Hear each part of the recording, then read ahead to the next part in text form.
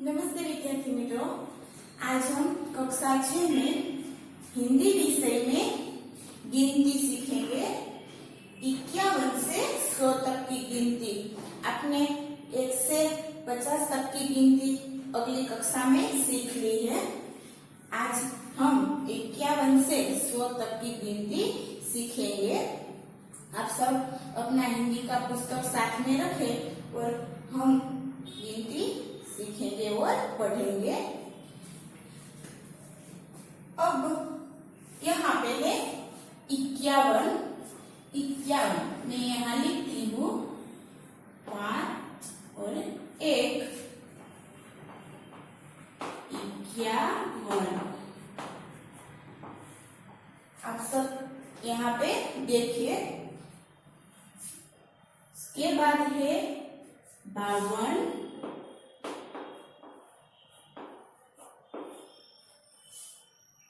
इसके बाद आता है 53।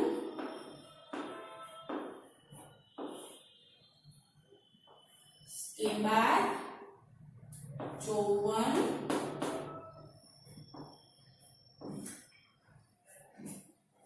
उसके बाद है 55।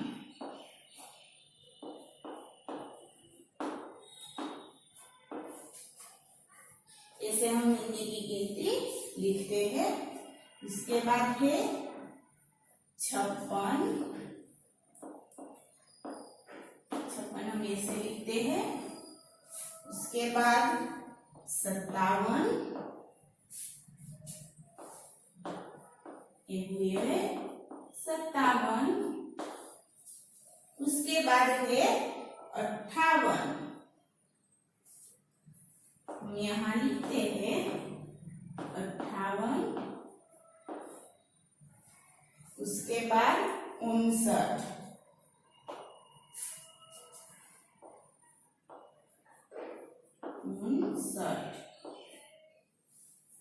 और आता है 60।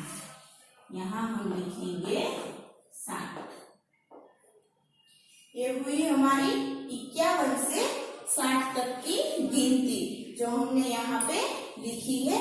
अब हम इसे पढ़ेंगे। आपको भी साथ में बोलना है।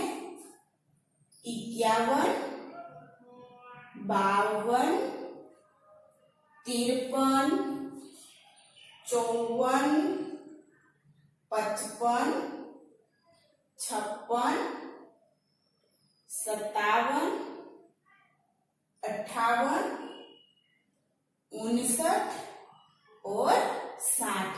ये हमारी 51 से 60 तक की गिनती हुई। अब हम 61 से 70 तक की गिनती सीखेंगे और लिखेंगे और हम पढ़ेंगे। तो ये है 61। ये हुए 61। इसे हम शब्द में लिखेंगे 61। आपको यहाँ अंक और शब्द में गिनती दी गई है। अब 62।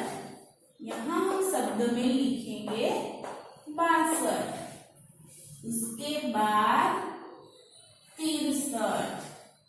यहाँ हमने शब्दों में लिखा 63। अब क्या आएगा? 64। हम यहाँ लिखेंगे 64।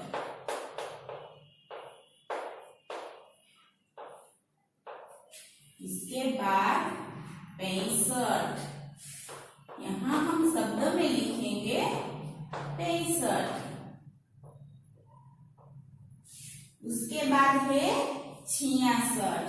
यहाँ हम अंक में लिखेंगे 66 और यहाँ आएगा शब्द में 66। इसे हम गिनती लिखेंगे। उसके बाद है 67। यहाँ हम शब्द में लिखेंगे 67। अब क्या आएगा? 68। यहाँ हम लिखेंगे अंक में 68 और यहाँ शब्द में लिखेंगे 68। उसके बाद 69,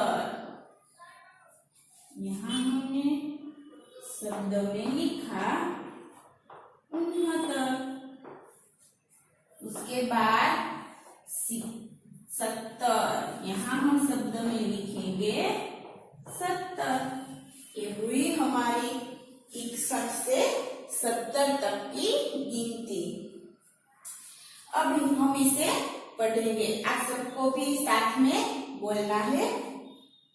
61, 62, 63, 64, 65, 66, 67, 68, 69 और 70।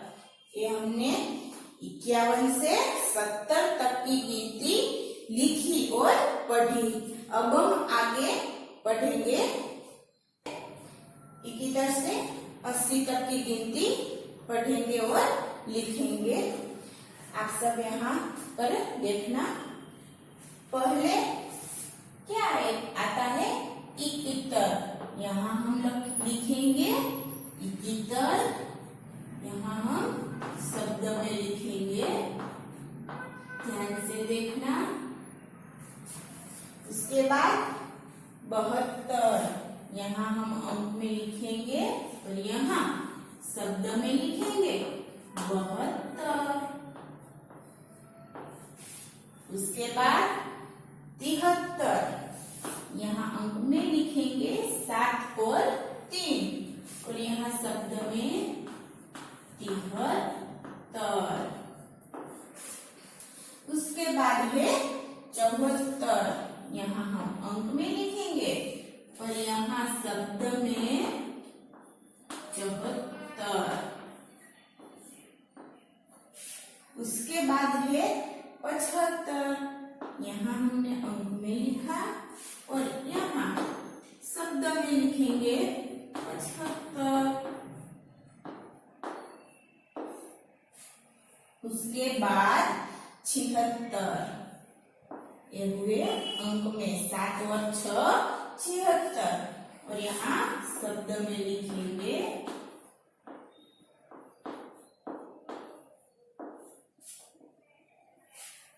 77। उसके बाद है 77, यहाँ हम शब्द में लिखेंगे 77। इसके बाद है 78, ये हमने अंक में लिखा 78 और यहाँ शब्द में लिखेंगे 78।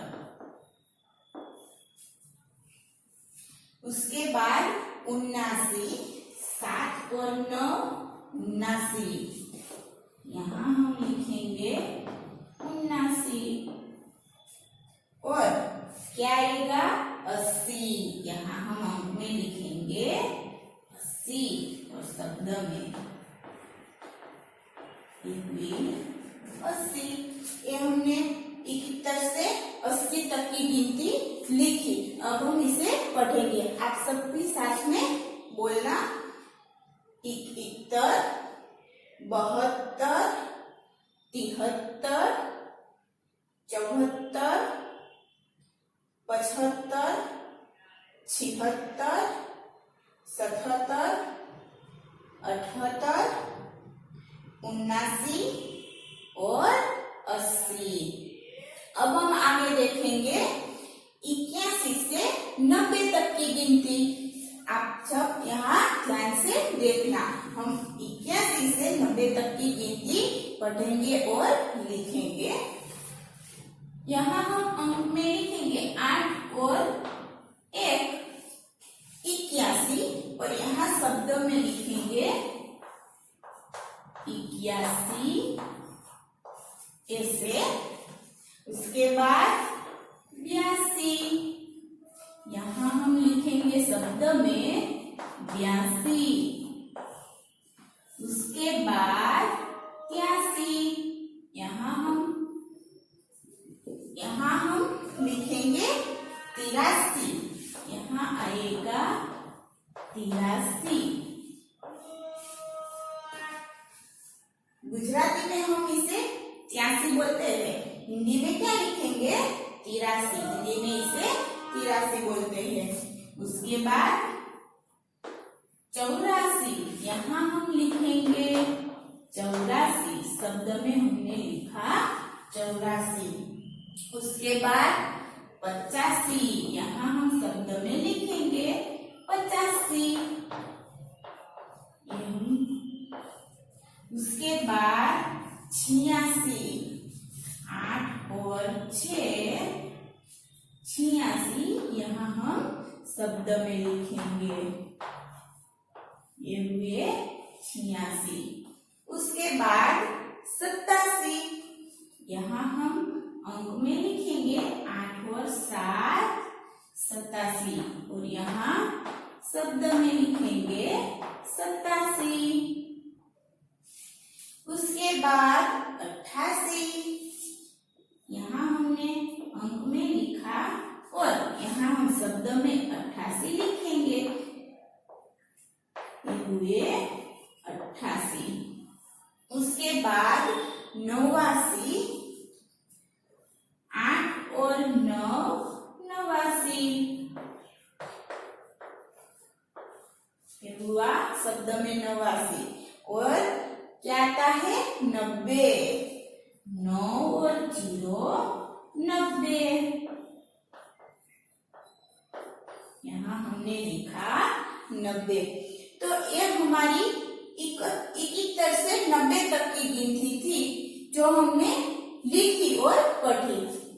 अब हम इसे पढ़ेंगे 81, 82, 83, 84, 85, आप सब भी साथ में बोलना, 86, 87, 88, 89 और 90।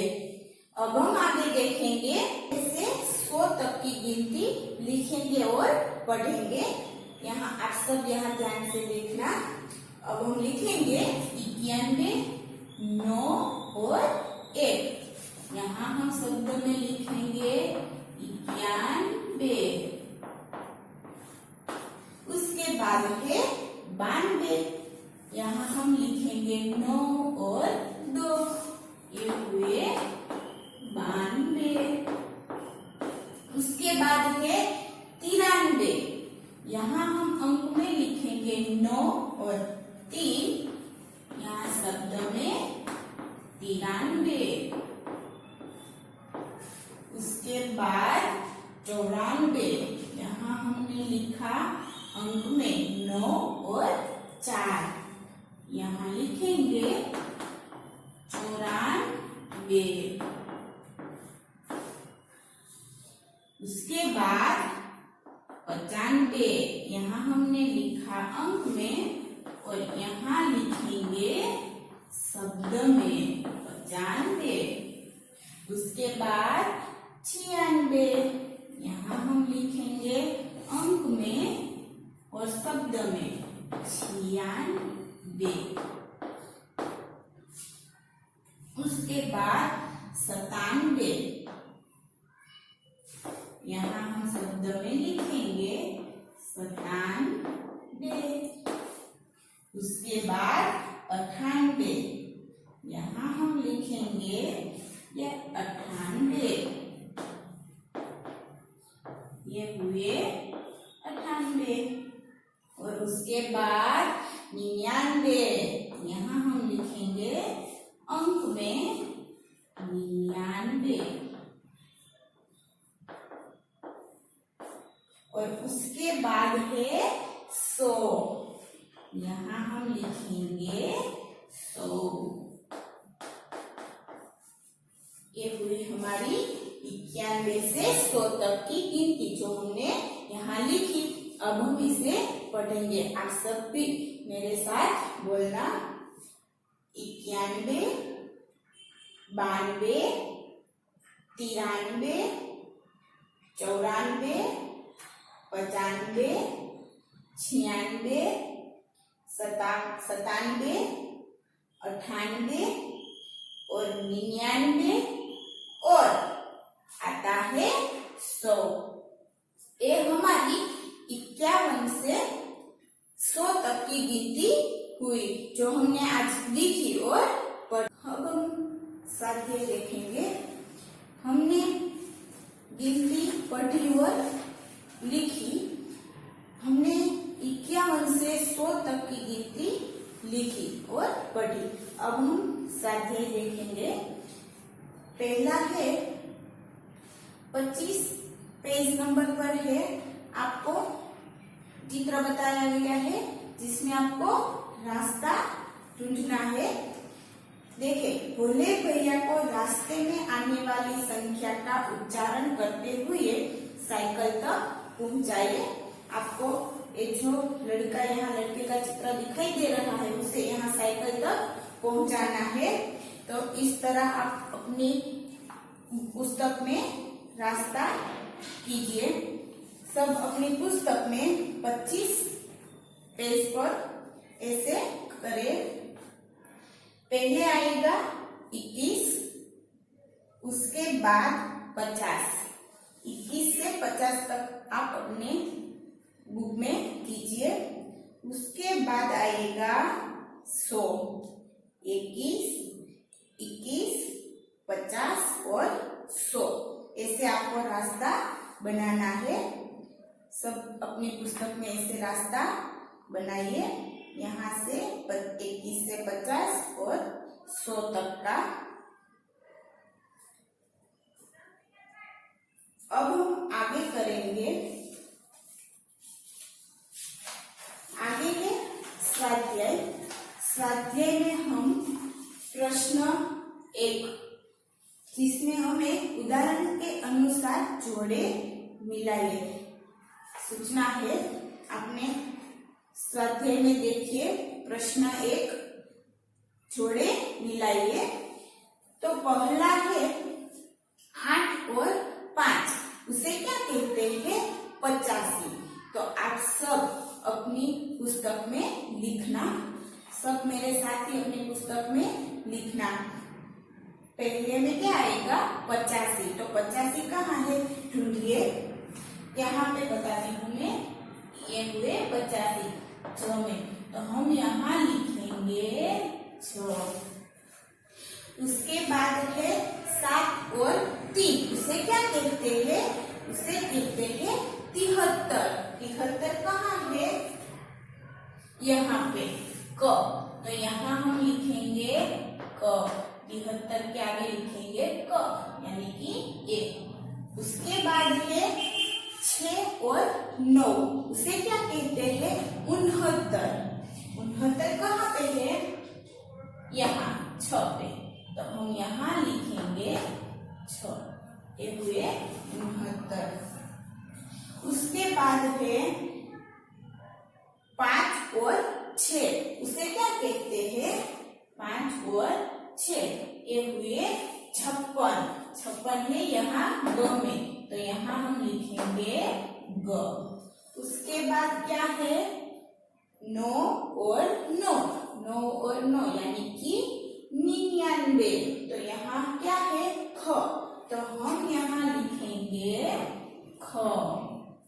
अब फिर मेरे साथ अपनी पुस्तक में लिखना। पहले में ज और क, छ, ग और ख। उसके बाद क्या है? 8 और 8 यानी कि क्या आएगा? 88। 88 के आगे है ग। तो यहाँ हम लिखेंगे ग। उसके बाद है 7 और 6, यह क्या आएगा? 7 और 6 में उसे क्या कहते हैं? क्या हुआ? यहाँ पे 76। 7 और 6 यानी कि 76। तो यहाँ आएगा च। ये हुआ 76। आप सब अपनी पुस्तक में लिख लेना। अब आगे है प्रश्न 2। गिनती को शब्द में और शब्द को अंकों में लिखिए। क्या बताया है आपको कि आपको जो गिनती दी गई है उसे जहाँ पे अंक है उसे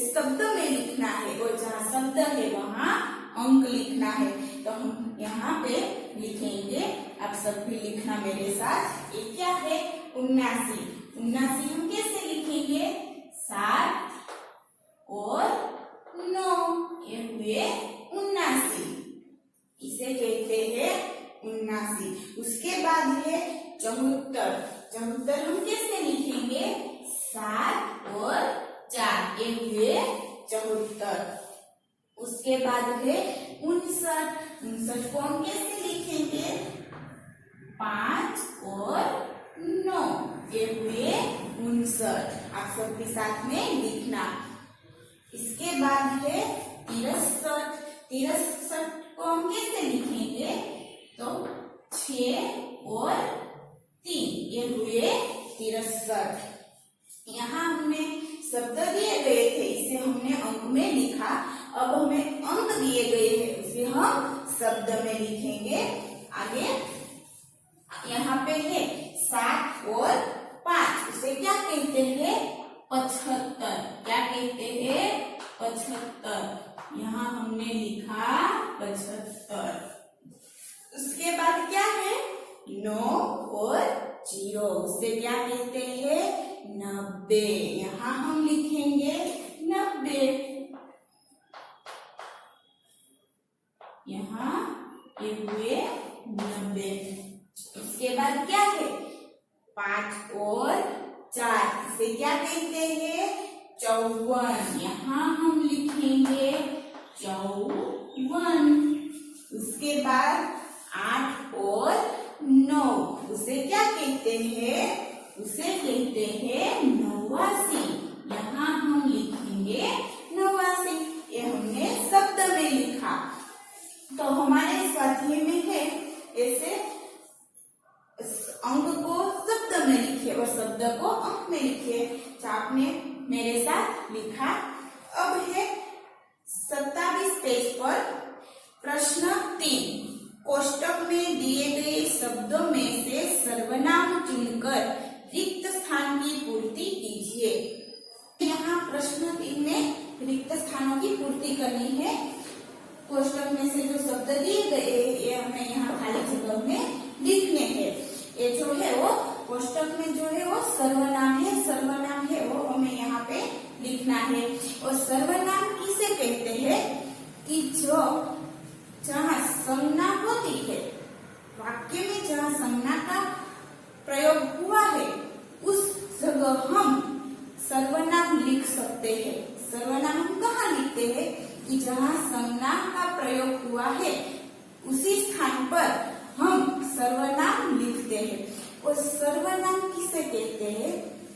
कि जहाँ पे कोई संज्ञा यानी कि कोई वस्तु, व्यक्ति, प्राणी, पक्षी के नाम कोई होते हैं, कोई भाव प्रकट होता है, वहां उसे हम संज्ञा कहते हैं। तो उस संज्ञा की जगह हम सर्वनाम लिख सकते हैं। यानी कि आपके हिंदी के पुस्तक में आप देखिए पेज नंबर 22 पर देखो, आप अपने हिंदी के पुस्तक में आपको यहाँ सर्वनाम दिए गए हैं। आप सब भी अपना हिंदी के पुस्तक में 22 पेज नंबर देखें। यहाँ आपको लिखा है सर्वनाम के रूप में प्रयुक्त होने वाले शब्द जैसे कि मैं, हम, मेरा, हमारे, मुझे, हमें, मुझ में, मुझसे, तू, तुम, तुम्हारा, आप, ऐसे जो शब्द है उसे हम सर्वनाम कहते हैं। और ये हम संज्ञा होती है, जहाँ वाक्य में संज्ञा दी गई होती है, उसके स्थान पर हम लिखे जा सकते हैं। हम यहाँ लिखते हैं, उसका प्रयोग संज्ञा के स्थान पर होता है। जैसे कि आपको सर्वनाम के ऊपर दिया गया है, आप कहाँ जा रहे हैं, ऐसा वाक्य है, तो उसमें सर्वनाम कौन सा है? तो वो है आप। आप है वो सर्वनाम है। मैं यहाँ आपको लिख के बताती हूँ। आप कहाँ जा रहे हैं? तो यहाँ इस वाक्य में सर्वनाम कौन सा है? आप। आप सर्वनाम है।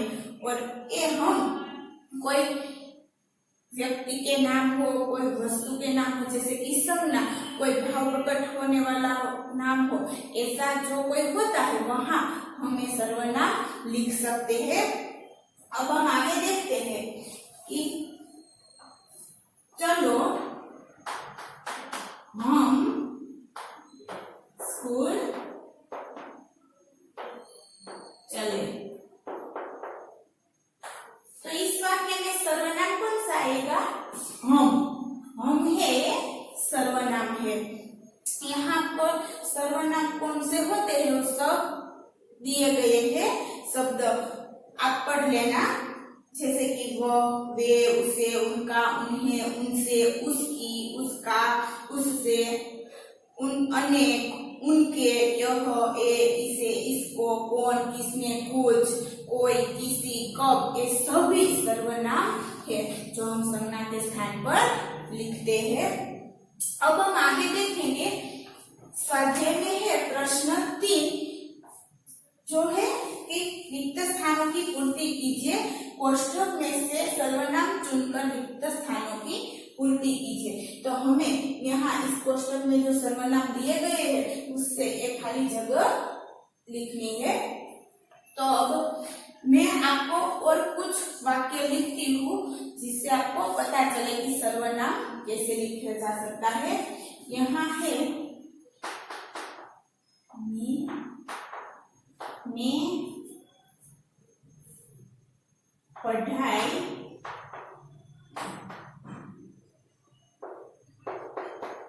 कर रहा हूँ, ऐसा मैंने यहाँ वाक्य लिखा है। इसके बाद मैं लिखूंगी मैं पढ़ाई कर रहा हूँ, ऐसा मैंने यहाँ वाक्य लिखा। इसके बाद मैं लिखूंगी एक और वाक्य, वे अच्छे लड़के हैं, ऐसा मैं यहाँ वाक्य लिखती हूँ। एक और वाक्य लिखती हूँ, हम स्कूल जा रहे हैं।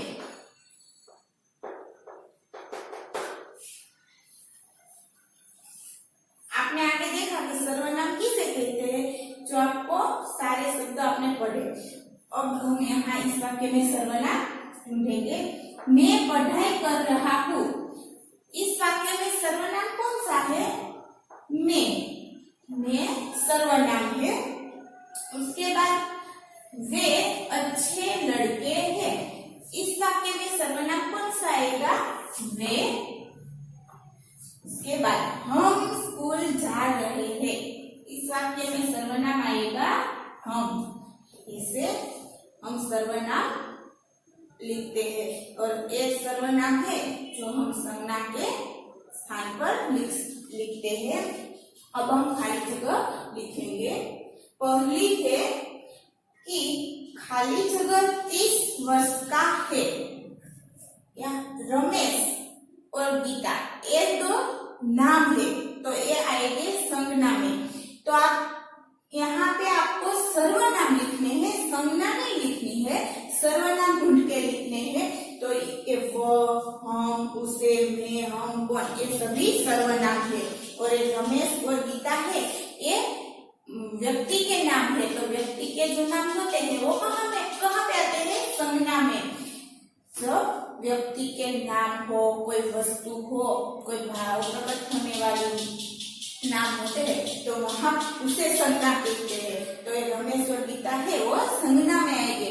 तो ये दो नाम है वो तो इस खाली जगह में नहीं आएंगे। उसके अलावा है वो, हम, उसे, मैं, कौन, उसमें से ढूंढ के आपको यहाँ पे लिखना है।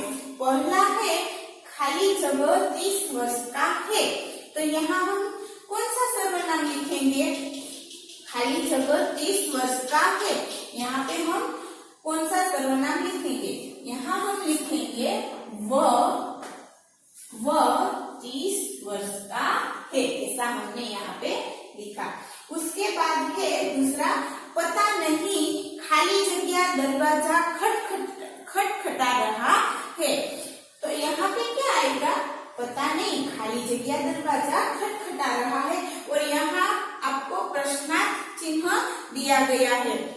तो यहाँ से आप ढूंढिए कि प्रश्न चिन्ह दिया गया है तो क्या आएगा, ऐसा आएगा, पता नहीं हम दरवाजा खटखटा है, ये प्रश्न हुआ नहीं। हम किसी को प्रश्न पूछते हैं तो उसमें क्या कौन से शब्द आते हैं, क्या, कौन, कहाँ, ऐसे शब्द आते हैं।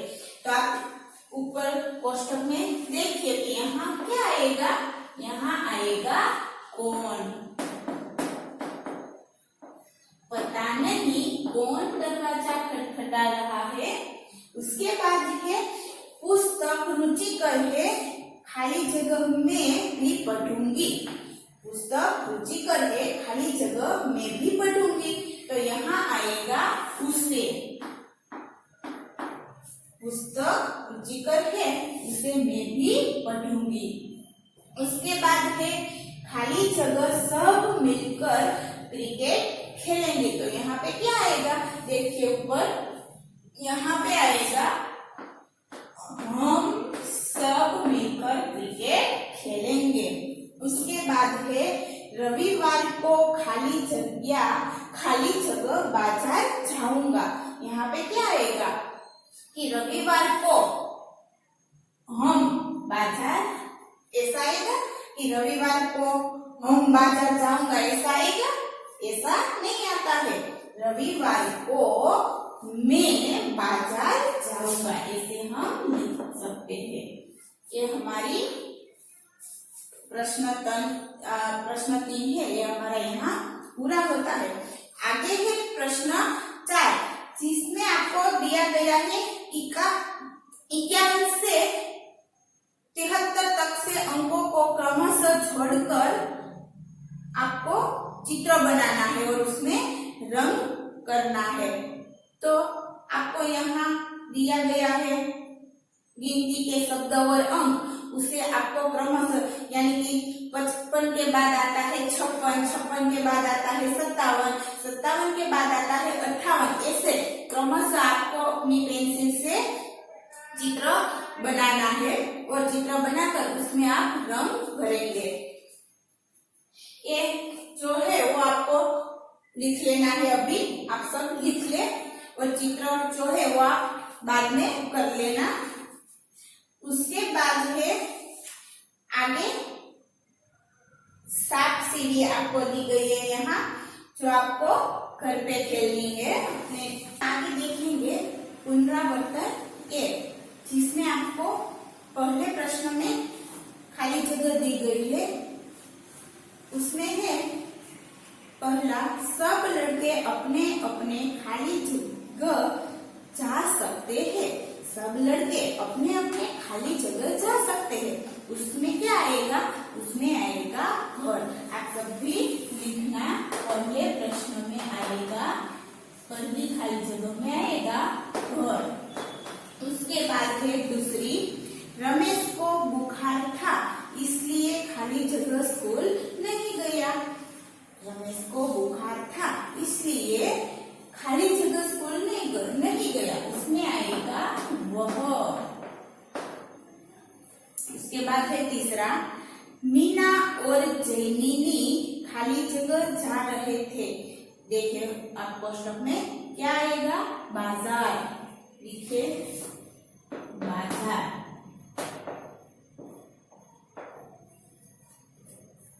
चौथा, मैंने खाली जगह को दलदल से बाहर निकाला।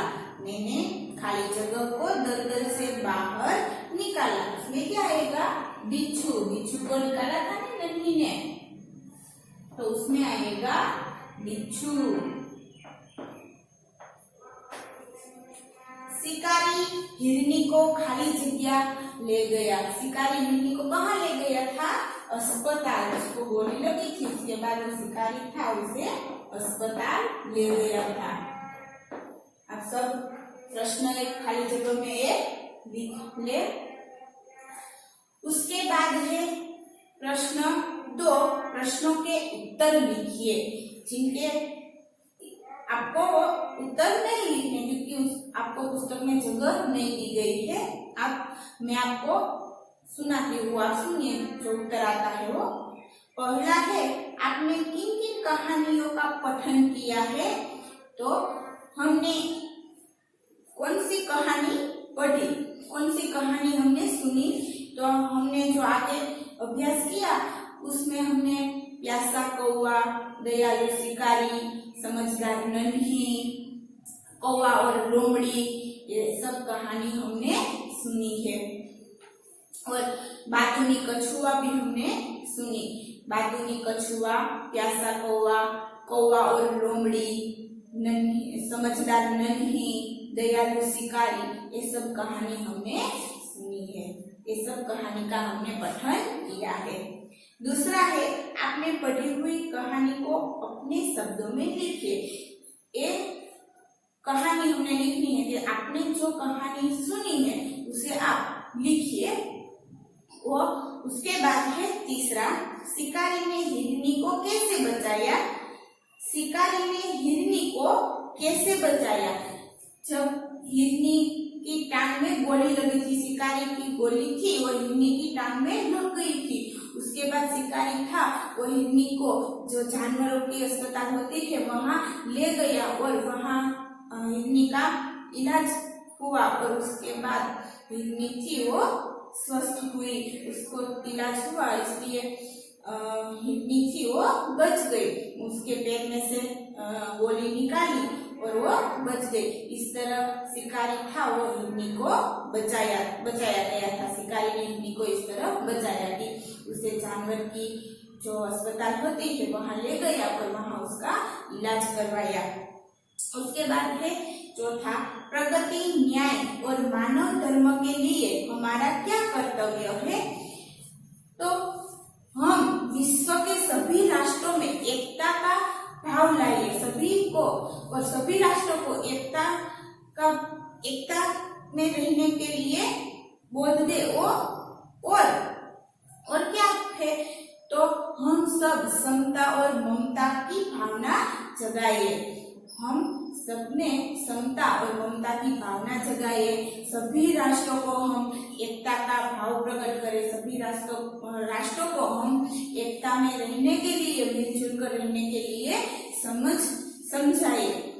और प्रगति, न्याय और मानव धर्म का ये कर्तव्य है। प्रगति, मानव धर्म और न्याय का कर्तव्य क्या है, तो सभी राष्ट्रों को हम एकता का भाव लाइए और सभी राष्ट्रों में एकता के लिए सूत्र बांधे, ताकि हम एकता के बारे में हम समझाइए, सबको हम बताएं कि हम सब एक बन के रहे।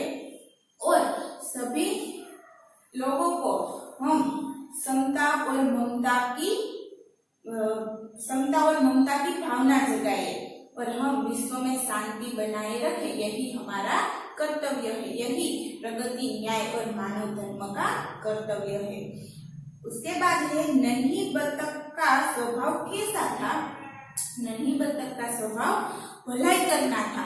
वो सबके साथ भलाई करती थी।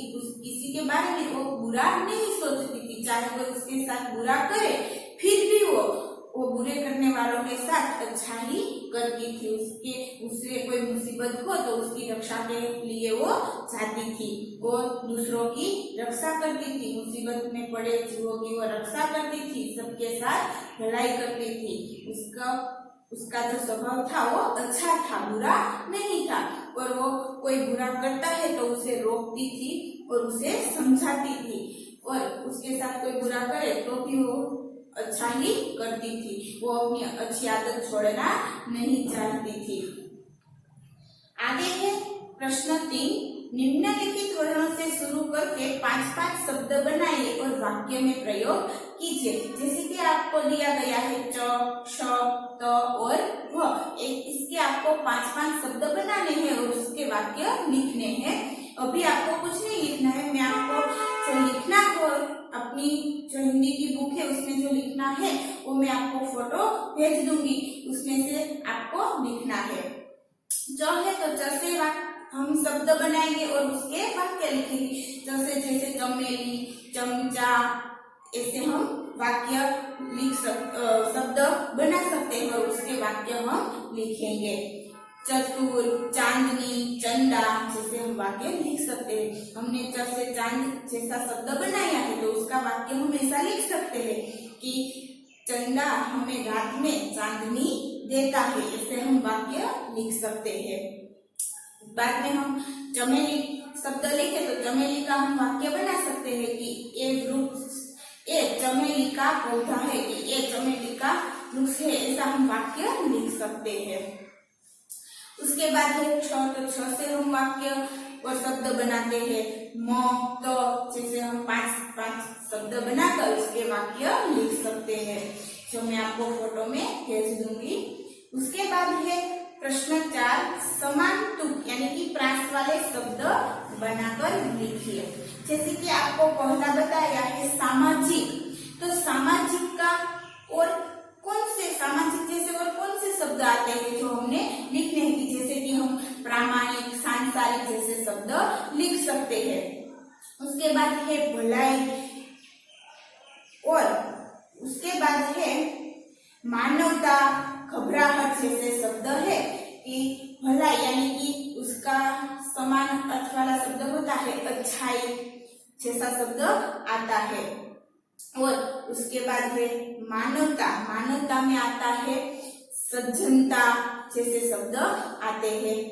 उसके बाद है घबराहट, तो उसे हम दूसरा शब्द बना सकते हैं कि जैसे खड़खड़ाहट, फड़फड़ाहट, ऐसे हम शब्द बना सकते हैं। तो ये सब मैं आपको फोटो में भेज दूंगी और आपको अपनी हिंदी की बुक में लिखना है। उसके बाद है प्रश्न 5, गिनती को शब्द में और शब्दों को अंकों में लिखिए, जो आपको अभी अपने पुस्तक में लिखना है मेरे साथ। एक प्रश्न 5, उसमें है पहला 9 और 6, उसे क्या कहते हैं? 96। तो हम शब्द में लिखेंगे 96, इसे हम शब्द में लिखेंगे 96।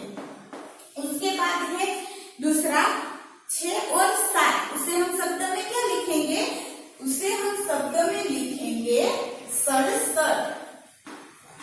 हम यहाँ लिखेंगे 67। उसके बाद है 5 और 1, इसे हम शब्द में क्या लिखेंगे? 51, इसे हम लिखेंगे शब्द में 51। उसके बाद है 8 और 8, इसे हम क्या लिखेंगे शब्द में? इसे हम लिखेंगे 88। आप सब भी मेरे साथ ये लिख लेना। उसके बाद है 5वां, जो शब्द दिया गया है उसे हम अंक में लिखेंगे 78। 78 को हम अंक में लिखेंगे 7 और 8। उसके बाद है 57।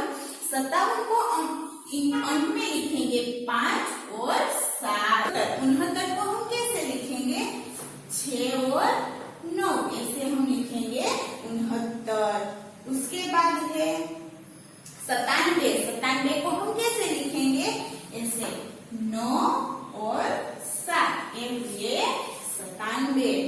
आगे है प्रश्न 6, निम्नलिखित शब्दों के विरुद्धार्थी शब्द लिखकर वाक्य में प्रयोग कीजिए। विरुद्धार्थी यानी कि विलोम शब्द, पहला है स्वच्छ, उसका विलोम होता है अस्वच्छ। देश यानी कि उसका विलोम है विदेश। तीसरा है प्रिय, प्रिय का विलोम होता है अप्रिय। उसके बाद है चौथा अधिक, अधिक का विलोम होता है कम, कम यानी कि थोड़ा।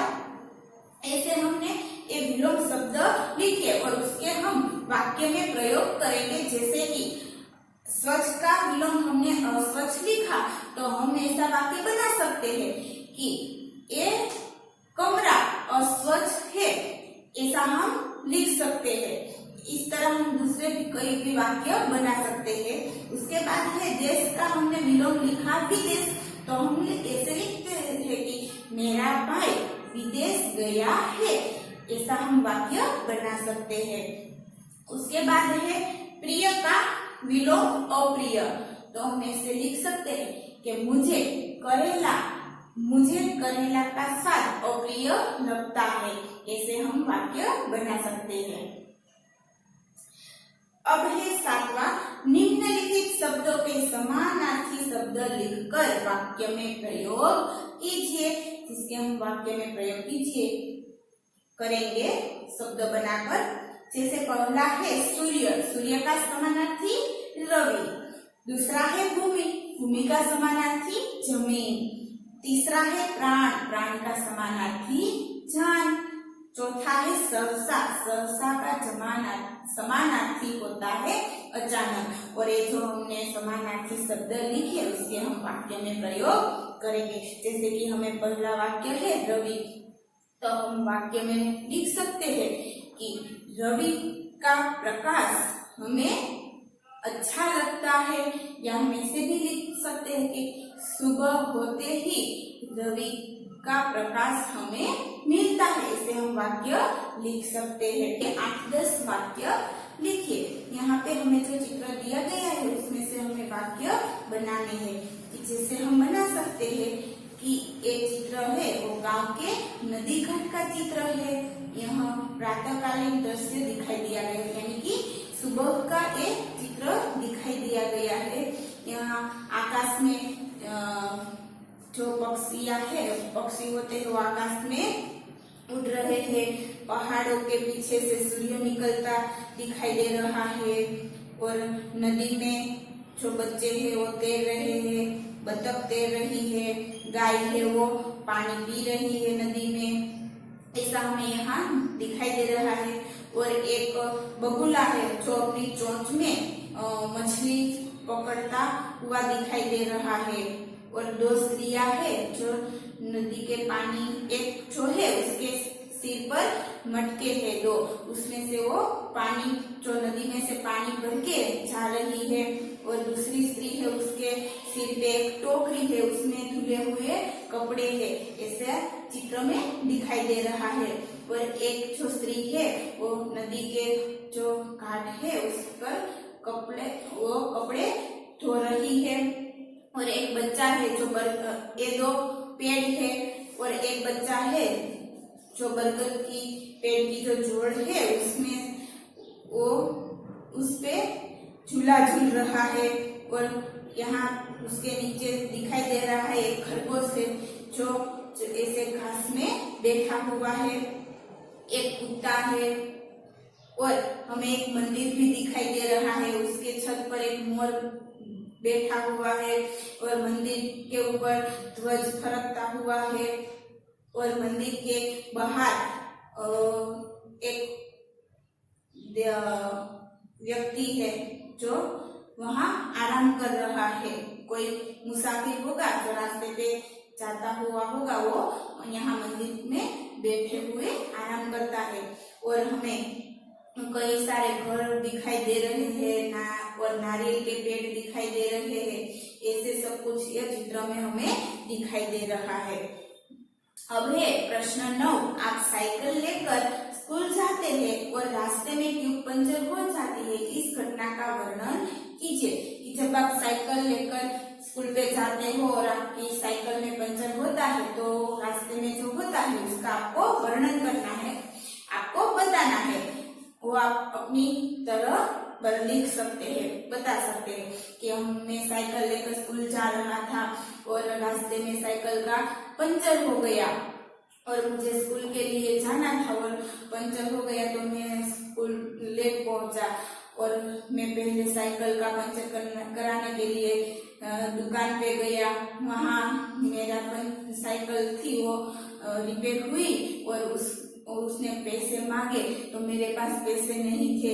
ऐसे आप सब लिख सकते हैं। और बाद में मैंने उसे कहा कि मैं आपको कल पैसे दे दूंगा। और बाद में मैं अपनी साइकिल लेके स्कूल गया, वहाँ मुझे देर हो गई और वर्ग शिक्षक ने मुझे पूछा कि क्यों देर आए, तो मैंने रास्ते में जो हुआ था वो सारी बातें बताई। ऐसे आप लिख सकते हैं। उसके बाद है प्रश्न 10, चित्र के आधार पर कहानी लिखिए। यहाँ आपको पहले चित्र में बंदर और मगर दिखाई दे रहा है, तो हमें बंदर और मगर की एक कहानी है जो आपने आगे भी सुनी होगी, आज हम फिर से सुनेंगे।